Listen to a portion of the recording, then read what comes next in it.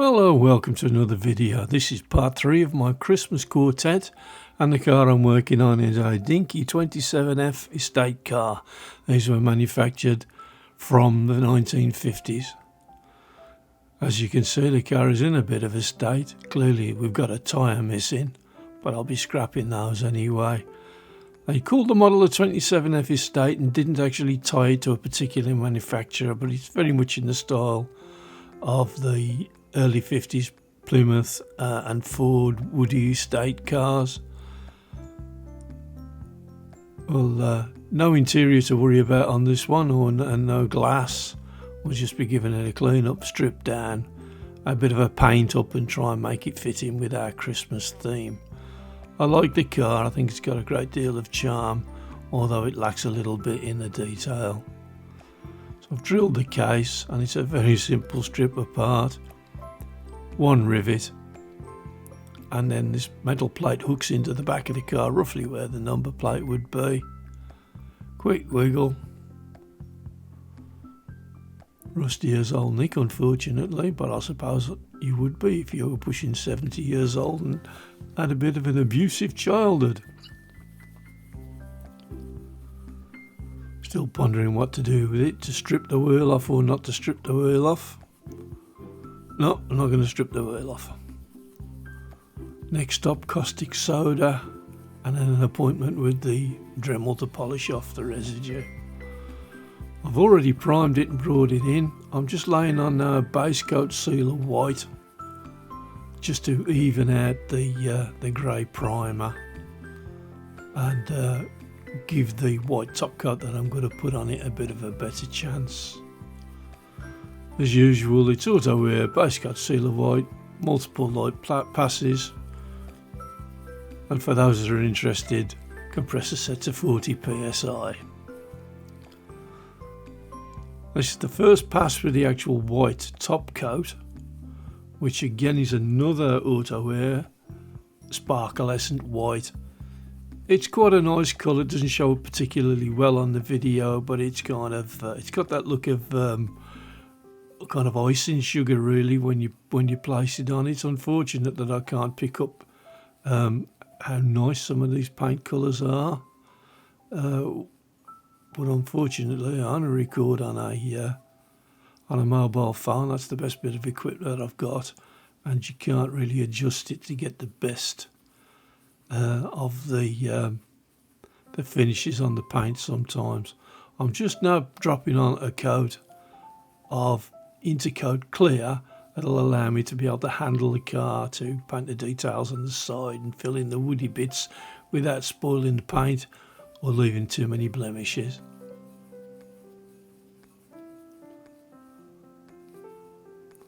Just taking it off the stand for a little while and just applying some more Intercoat clear in between flashing it off with the hot air gun. So simple enough procedure you've seen me do numerous times before. Base coat sealer dark on the base plate, and this is a little extra that I'm adding to it. I've got an old trailer for a boat that I don't have, and I'm going to utilise it on this little build now. Again, that's getting a base coat seal of white and then a coat of the pearlescent paint as well.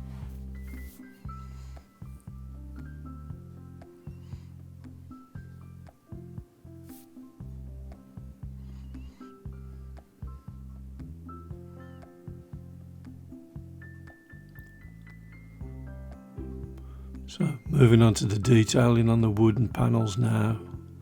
I'm using Pro Colour Lemon with a dash of Pro Colour Whiskey mixed in, just to darken it down a little bit.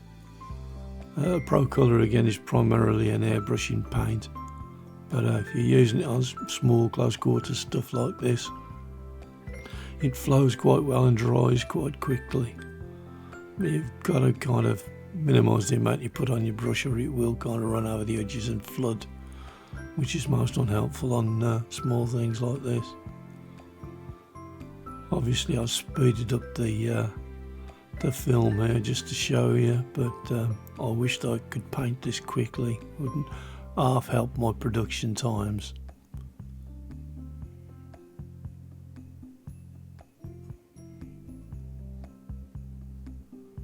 Nice to get these details in. It does appear a little bit pale to start with, but it dries off slightly darker than it seems to. And then I'll be later on mixing a darker shade again to go into the inset panels on the wood, which seem to be a thing with these vehicles. They would do the inset panels a much darker timber, presumably for strength and to some extent appearance, I would imagine. Not much of an authority on semi-wooden cars. Old as I am, they were kind of going out of vogue by the time I got into motoring.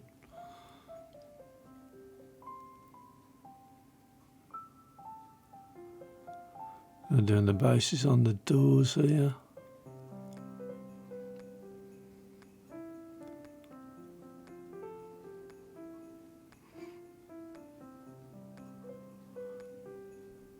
Quite a fiddly little process, but it seems to be coming along okay. Not much I could do with any kind of bright colours on this particular one. I was determined to have a white car in the mixture for this Christmas video. I've moved on now. As you can see, I've done the dark inset bits and I'm just adding some touches with the chrome paint now. I know a lot of people use the Molotow pens. This particular paint I'm using is made by Stuart Semple. It's called Mirror. It's a lovely bright shiny finish, but it does take an age to dry. So if you're doing a job that needs to be done quickly, you might want to pick on something else. It is an oil-based paint rather than an acrylic, and obviously subsequently has longer drying times. But it is a good bright chrome finish. I can't take that away from it.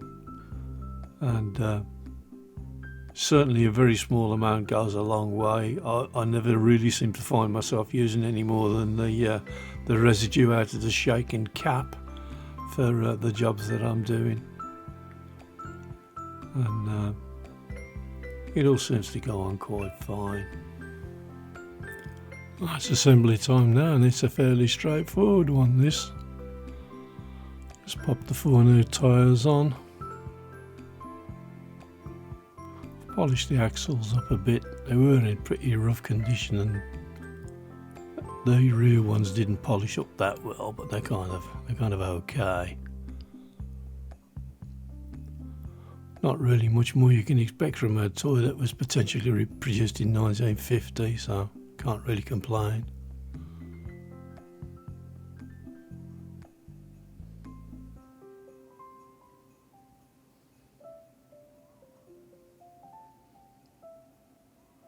Just drop the front axle in.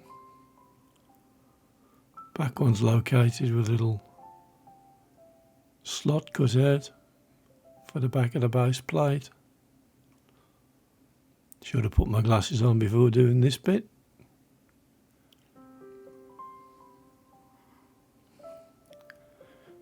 Drop a super glue in the pre-drilled hole.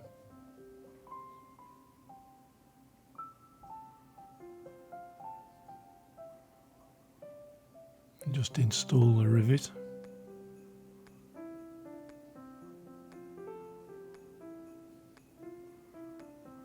That it's set. And now I'm just installing a towing hitch that I made for it. I had a bit of old clock spring.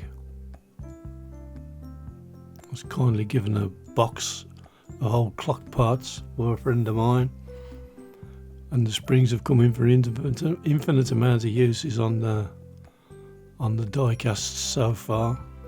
This seems to be just about the right thickness for replacement parts. On with the dab of super glue, just spreading it out a little bit there with a micro brush.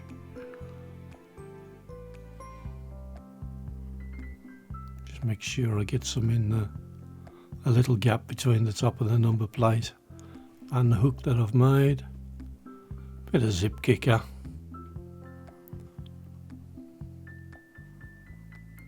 Here's a roller, and here we've got the finished product. Hope you've enjoyed watching the video as much as I've enjoyed making it. I think it's a nice old car. I think it works quite well with the Christmas theme and the addition of the repurposed boat trailer. So they've been off and fetched the biggest Christmas tree that they could find. If you've enjoyed it, make an old man happy at Christmas. Please like and subscribe. And I'll see you in the next one. Thank you very much, and bye.